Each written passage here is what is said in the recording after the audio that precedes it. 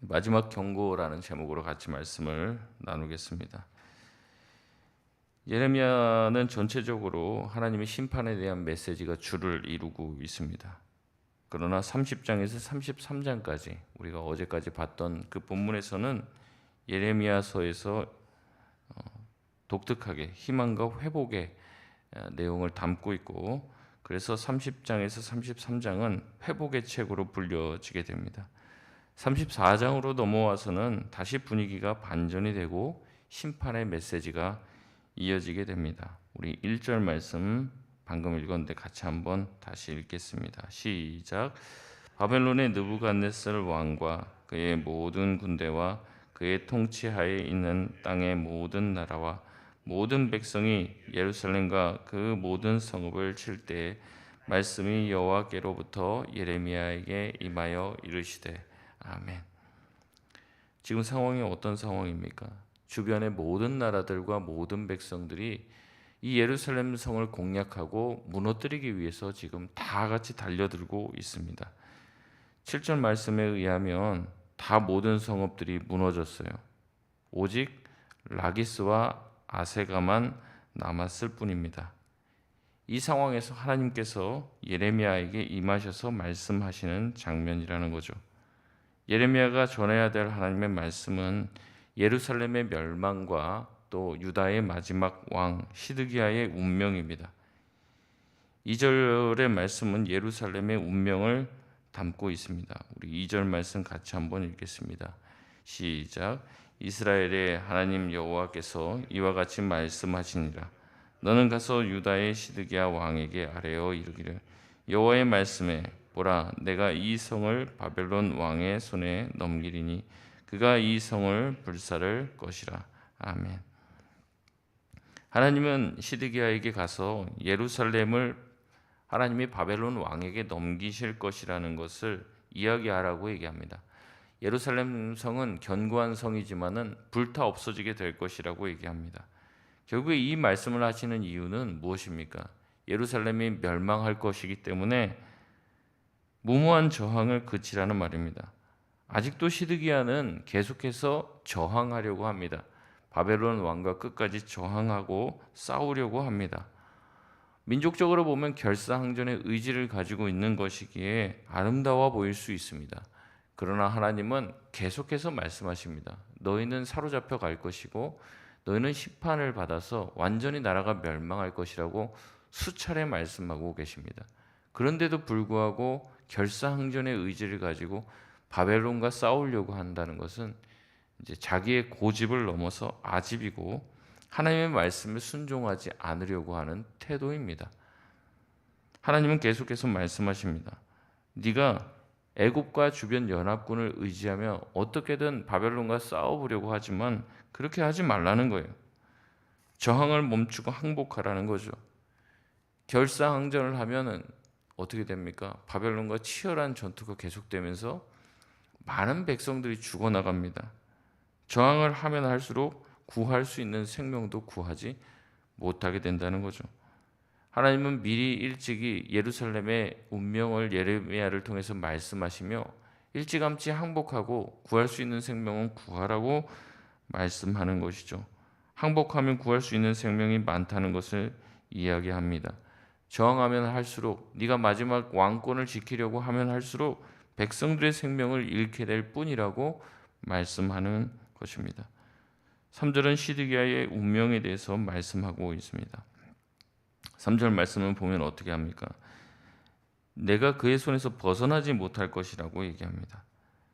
사로잡히게 될 것이고 너는 바벨론 왕 느부갓네살과 얼굴과 얼굴을 맞이하고 서로 입과 입을 마주하며 대화하는 날이 올 것이라는 거죠. 그리고 종국에는 너는 끌려서 바벨론으로 끌려갈 것이라고 이야기합니다. 그러니까 결국에 뭐 하라는 겁니까? 계속해서 항복하라는 거죠. 그만 싸우고 이제는 항복하라는 겁니다. 쓸데없이 저항하며 느부갓네살의 분노를 키우며 더 많은 사상자를 내지 말라고 하나님은 말씀하고 있습니다. 4절에서부터 5절까지 말씀은 계속해서 진행되는 심판의 메시지에서 의외로 긍정적이고 좋은 이야기를 하는데 구체적인 시드기야의 운명에 대해서 자세히 말씀하고 계십니다. 4절 말씀을 보면 뭐라고 나옵니까? 시드기야는 칼에 죽지 않을 것이라고 말합니다. 제명대로 살다가 죽을 것이라고 말하는 거죠. 또 5절 말씀을 보면 뭐라고 나옵니까? 그의 마지막 왕이에요. 마지막 왕의 죽음치고는 썩 나쁘지 않은 죽음입니다. 다른 왕들처럼, 역대 다른 왕들처럼 사람들에 의해서 분향도 받게 되고, 사람들은 이 시드기야의 죽음에 대해서 격에 맞는 애도를 하게 될 것이라는 말씀입니다. 유다의 마지막 왕치고는 최후가 크게 나쁘지 않아요. 바벨론에 의해서 멸망된 나라의 마지막 왕치고는 그렇게 끝이 나쁘지가 않다는 거죠. 물론 사로잡힘을 당할 것이고 바벨론에 의해 끌려가게 될 것입니다. 그러나 그의 끝은 평온한 죽음을 맞이할 것이라고 아주 절망 중에서도 희망 섞인 말씀을 하고 계십니다. 여러분, 계속해서 이 말씀을 하시는 이유는 무엇일까요? 시드기야가 지금 정세 판단을 못하고 있다는 거예요. 사실은 어떻게든 저항하고 버티고 시간을 끌면 애굽이 군대를 끌고 와서 자기들을 구해 줄 줄 아직도 착각을 하고 있습니다. 자기들이 일찌감치 모여서 의논을 했던 주변의 연합군들이 함께 자기들과 싸워서 결국에는 바벨론을 격퇴할 것이라고 착각하고 지금도 결사항전을 하고 있는 거예요. 여러분, 희망이 보이지 않는데 뭐하러 싸웁니까? 하나님은 현실을 인식하게 하려고 합니다. 시드기야에게 지금 현실이 어떻고 너희가 바벨론을 이길 수 없다는 것을 깨닫게 해 주셔서 자기의 고집과 아집을 버리고 하나님께 다시 돌아오게 하려는 의도를 가지고 계신 거죠. 백성의 지도자로서 결단을 하라는 겁니다. 네가 항복하는 것은 어떻게 보면 참 부끄러워 보일 수도 있지만 그렇게 함으로 많은 사람들을 살릴 수 있다면 항복하라는 겁니다. 바벨론 왕을 받아들이라는 얘기죠.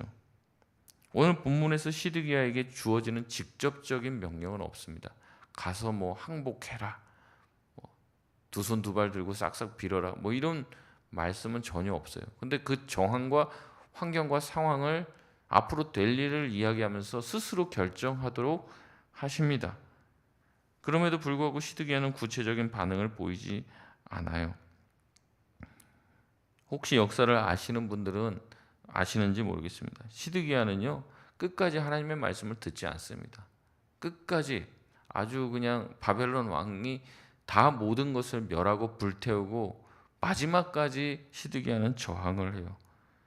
계속해서 말씀드리지만 그 이유는 그가 하나님을 붙들지 않고 애굽을 붙들었기 때문에 그렇습니다. 자기의 생각과 주변의 나라들과 함께 맺었던 조약이 자기를 지켜줄 줄 알았고 난공불락의 성인 예루살렘이 자기를 지켜줄 줄 알았습니다. 그래서 계속해서 반복되는 하나님의 경고를 무시하고 최후까지 저항을 하죠. 우리가 나중에 살펴보겠지만 예레미야 39장과 52장에 시드기야의 마지막 삶이 어떻게 되었는지 기록이 되어 있습니다. 결국에 시드기야는 끝까지 저항하다 성벽이 무너지자 밤을 틈타서 혼자만 도망가려고 합니다. 몇몇 사람들과 함께. 근데 도망하다가 또 잡혀요. 결국에 느부갓네살에게 끌려갑니다. 느부갓네살은 시드기야를 꿇어 앉혀놓고 그 자신의 두 아들을 끌고 와서 시드기야가 보는 눈앞에서 목을 잘라버립니다. 그리고 나서 시드기야의 두 눈을 뽑아버립니다. 그러니까 시드기야가 마지막으로 본 장면은 자기 아들이 자기 눈앞에서 죽는 장면을 보게 되는 거예요. 그리고 사슬에 묶여서 바벨론으로 끌려가 거기서 죽는 날까지 옥에 갇힙니다. 하나님은 그가 품격 있는 죽음과 애도를 받게 될 것이라고 얘기했지만 그에게 끝까지 저항하고 반항한 그에게 느부갓네살은 어떠한 애도도 허락하지 않고 멋있는 죽음, 또 많은 사람들에게 분향받고 기억되는 죽음을 허락해 주지 않습니다.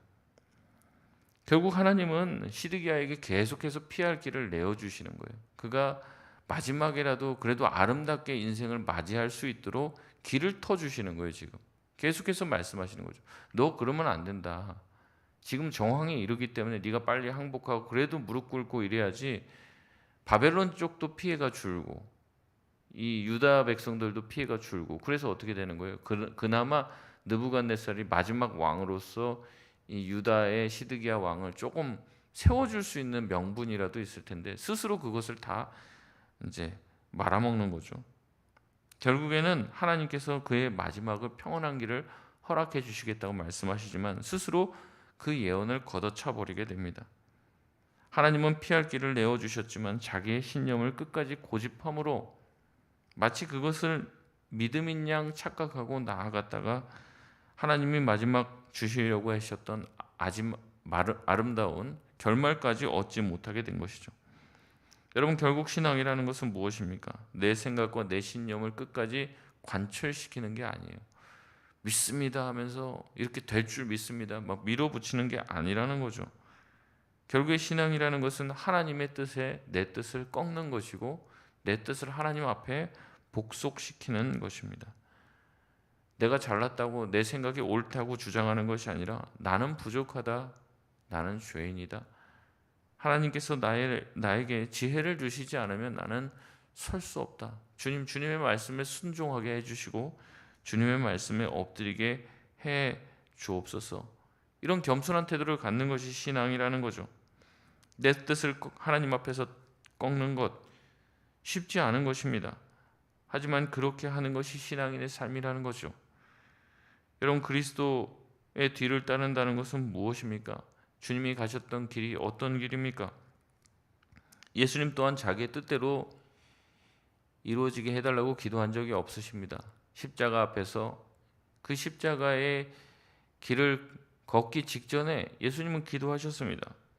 할 수만 있다면 이 잔이 내게서 지나가게 해달라고. 하지만 그렇게 되지 않고 아버지의 뜻대로 이루어지길 원합니다. 내 뜻을 꺾고 아버지의 뜻을 구하는 것이 신앙인의 삶이고 그리스도께서 가신 길을 걷는 십자가의 길을 걷는 것이죠. 결국 신앙이라는 것은 내가 죽어야 사는 것을 발견하는 겁니다. 내가 죽어야 사는 것. 내 뜻과 내 생각을 하나님 앞에 어떻게 관철시켜서 하나님 나 이거 들어주십시오. 계속해서 빌다가 안 돼서 금식하고 나를 고통스럽게 만들어서라도 하나님의 도우심과 하나님의 응답을 얻어내려고 하는 것이 아니라는 거죠. 내가 바라는 것은 이것이지만 하나님이 바라는 것이 그게 아니라면 내가 그 하나님의 뜻에 순종하게 해달라고 기도하는 것이 신앙인의 삶이라는 거죠. 시드기야는 결사항전을 멈췄어야 합니다. 자신의 계획과 동맹의 모든 것들을 내려놔야 했어요. 왜냐하면 하나님이 그렇게 되지 않겠다고 여러 번 예레미야를 통해 말씀하셨기 때문에 그렇습니다. 우리도 우리가 가지고 있는 계획을 때로는 내려놔야 할 때가 있습니다. 제가 선교를 준비하면서 선교팀들한테 그렇게 말해요. 우리가 뭐 계획도 세우고 뭐도 하고 뭐 몇 시에 몇 분에 어디서 출발해서 어디로 가고 거기서 뭘 하고 우리는 열심히 계획을 세우죠. 근데 선교지 가면은 완전히 다릅니다. 우리가 준비한 거 하나도 못하게 될 수도 있고 우리가 생각했던 거 다른 어떤 환경이 펼쳐질 수도 있습니다. 근데 거기 보면 꼭 고집 부리는 사람들이 있어요. 보면 우리가 계획했던 대로 해야지, 이게 뭐냐고 막 준비가 뭐가 이렇게 된 거냐고. 여러분, 그렇게 되는 게 아닙니다. 그 상황에 맞춰서 그 상황에 우리에게 허락하신 대로 가는 것이죠. 근데 우리는 우리의 생각이 더 강해요. 하나님은 하나님 나름대로 가지고 계신 생각이 있으신데 우리는 우리의 모든 계획들을 펼쳐놓고 하나님 여기 내가 이렇게 계획해놨으니까 역사해 주세요. 내가 이렇게 다 준비해놨으니까 여기서 와서 은혜 좀 주세요. 성령 좀 내려주세요. 우린 맨날 그런 기도를 한단 말이죠. 자기 확신과 믿음을 혼동해서는 안 됩니다. 자기 신념이 신앙 좋은 것인 줄 착각해서는 안 된다는 거죠. 그렇기 때문에 우리는 늘 하나님께 물어야 합니다. 하나님, 정말 하나님이 원하시는 것이 무엇입니까? 주님의 뜻이라면 내 뜻을 꺾고 하나님의 뜻이 이루어지길 원합니다. 그렇게 기도해야 할 줄 믿습니다. 마지막 경고를 하시는 거예요, 시드기야에게. 그러면서 마지막으로 좋게 또 얘기하십니다. 현실을 좀 파악해라. 지금이라도 항복하면 네 말년은 그래도 괜찮을 거야. 칼에 죽지 않을 것이고 네가 나름대로 왕으로서 대접받으면서 사람들한테 분양받으면서 그래도 말년을 보낼 수 있을 거야. 희망 섞인 말씀을 하십니다. 왜 그런 얘기를 하겠습니까? 마지막이라도 좀 말 좀 들으라는 거죠. 끝까지 하나님은 시드기야를 포기하지 않으십니다. 근데 결국에 하나님의 그 손을 잡지 않는 것은 시드기야 자신이라는 거죠. 말씀을 맺겠습니다. 오늘 말씀을 통해 우리의 신념보다 하나님의 말씀과 약속을 더욱 붙들 수 있는 우리 모두가 되시기를 바랍니다. 하나님의 말씀과 뜻에 우리 자신의 뜻을 꺾고 하나님의 계획이, 하나님의 뜻이 우리 삶에 이루어지게 해달라고 기도할 수 있는 저와 여러분 되시길 주의 이름으로 축원드립니다. 우리 시간